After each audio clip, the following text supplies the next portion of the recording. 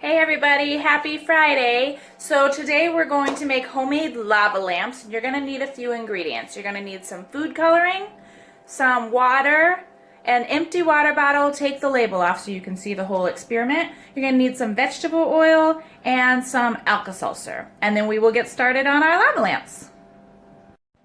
Okay, so the first thing you're going to do is take your empty water bottle and peel the label off of it. And then we're going to put about 2/3 vegetable oil inside the bottle.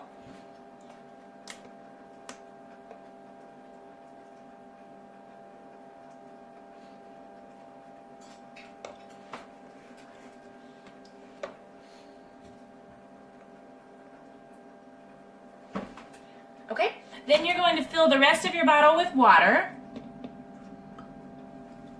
And water and oil do not mix, so you'll see the water kind of going to the bottom of the container. All right, see how it's kind of bubbling already? Then you're going to take whatever color of food coloring that you prefer. I'm going to go with blue. You're going to put some drops in there. How many ever you think. I'm going to do like 10. Okay?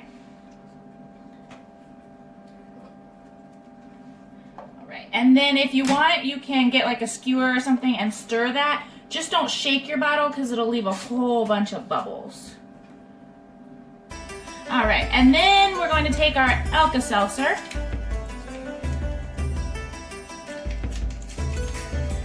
And you have to break that up in 4 little pieces, and this is where the magic happens.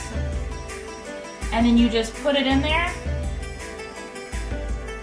and it will start becoming a lava lamp.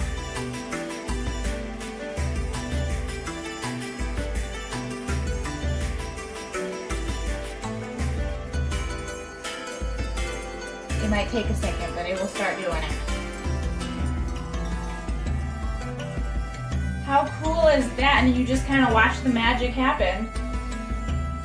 And since oil and water don't mix, water and food coloring will mix, so that's why those are at the bottom and the oil stayed at the top, and then it allows everything to come up. It's the coolest, easiest science project, and then you can just put your lid on it if you'd like, and then you have homemade lava lamps. You can make them in different colors and different bottles, and there you have it. You have lava lamps.